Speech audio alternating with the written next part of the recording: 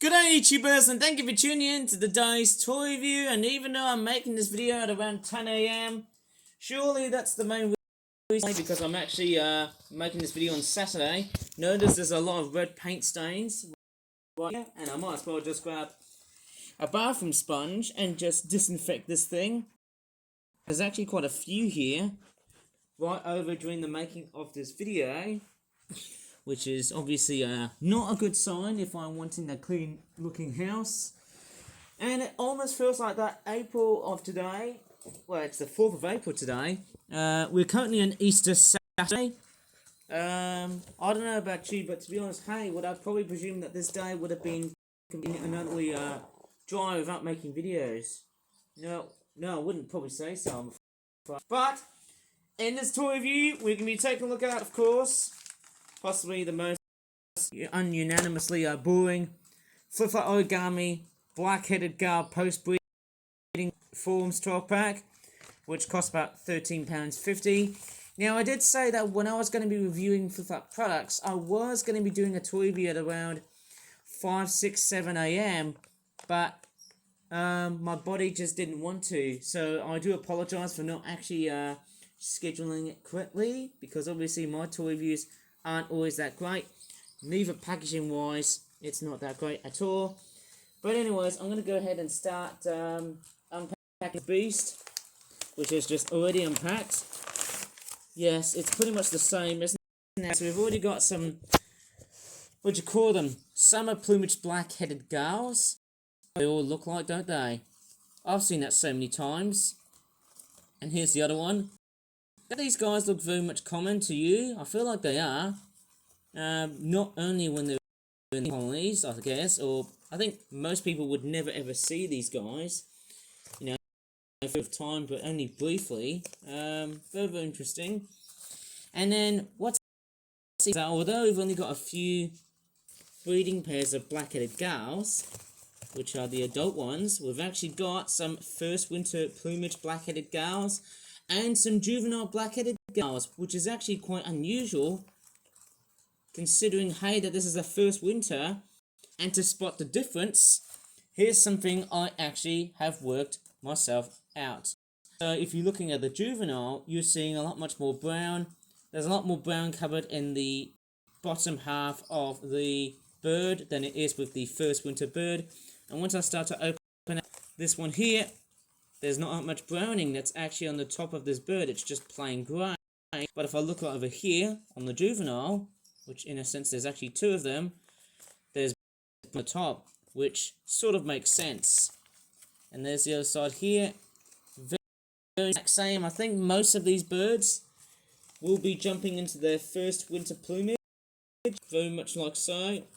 And most of these birds would have been completely independent for about 6 weeks. You know, after adulthood, from, well, let's just say after childhood. Their parents, I suppose, eh? There's the other side. I mean, it looks fairly good, and considering, hey, you know what?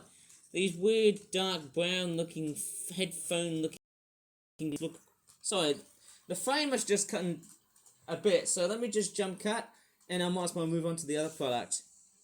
Okay, what I really want to do is probably eyes up, because obviously, yes, I do know that we've got so many first winter black.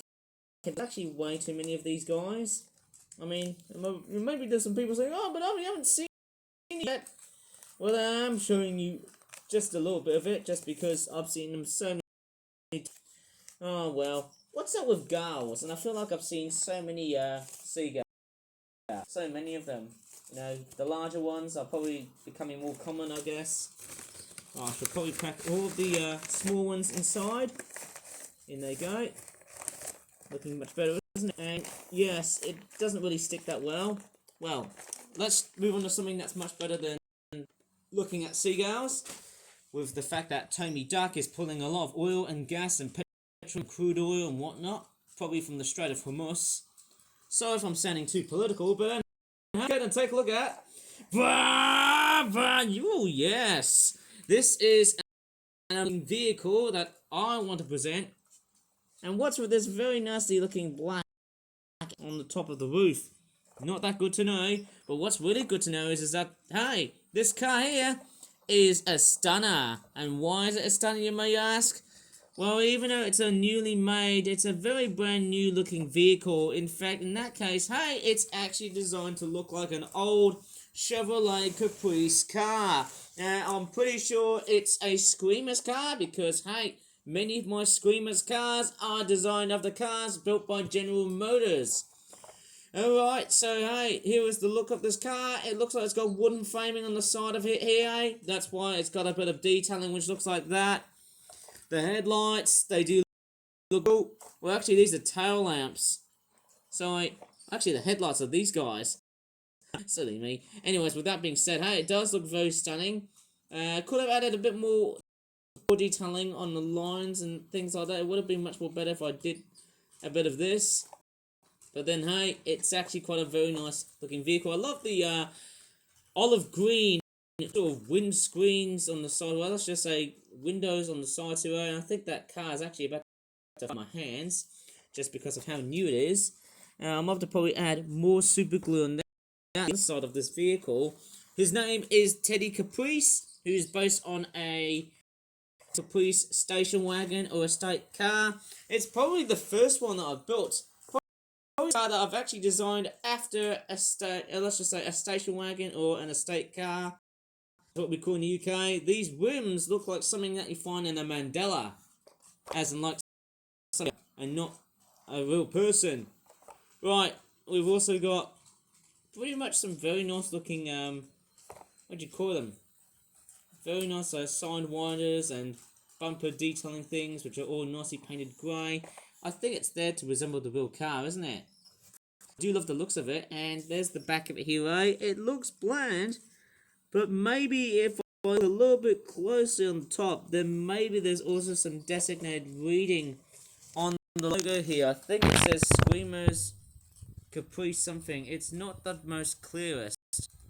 I think if I held it, if I turned the brightness really up, who knows about that? It would probably say SKREEMERZ or something like that. Or maybe this car doesn't even have a logo. But then, hey, you know what? This could potentially mean that this vehicle is one of the older of the SKREEMERZ cars. And it's interesting, hey, even though I'm still stuck in 2026, I'm basically making retro car models, which is actually quite nice to know. Purely because retro cars are a bit much more simplistic to make than it is with the modern style cars of today. Because, hey, you often tend to see headlight detailings like this and tail lamp detailings like that, which is quite to see. You know, modern cars are pretty much, you know, complicated and a bit more curved. Whereas old cars like this one here tend to be a lot much more blocky and a bit straight, I suppose, eh? But nevertheless, hey, it looks pretty good. Looks pretty cool. I would have preferred as if the side wooden areas here, let's just say these wooden framing areas here on the two sides here, and also at the back, would have been much more lighter in colour. I would have preferred it if it was more lightish brown in colour to match with the modern day 1980s Chevy Caprice type car. But hey, it looks like a very stunning looking model. In fact, it looks really nice. I also do love the little golden hubcaps that are on the side of the car. Quite nice, isn't it? And interestingly, what's very unique about this car is that when I open up the top, it's got some very strange bland detailing. It's got blue innards, which is quite unusual. I would have been happier to put like detailings like seats and other bits on the car, which made it a much nicer thing to play around with. But hey, nevertheless, it is quite a very nice model looking car. It's a very nice model car. I'm really surprised. I could never ever think about building it in the first place. Maybe I could, you know, one I could probably build a car, or should I just say a model car, which actually, you know, it's a rideable model rather than just a plain model car. I don't know. Maybe tell me what's in your thoughts. Do you want me to make model cars with, like, you know, big holes where you can just fit in figures and things like that? I don't know. Maybe I'm just scratching for some ideas. But anyways, that is it for today's toy review. I mean, I do love the yellow on this. It's a much nicer yellow sort of colour than that pickup truck on which I reviewed last year. And hey, you know what? I could probably make another station wagon by General Motors. Pretty much nice. You know, I was originally going to be planning to make a Cadillac car, but then hey, choosing this amazing estate wagon as an amazing design, you beauty, you have totally won me over. That is just an amazing car. Oh yes, I do love the looks of this vehicle, and one thing to note is that it's made in the UK and China. Haha! Alright, so that's going to be about it for today's toy review. I nearly didn't even think about one.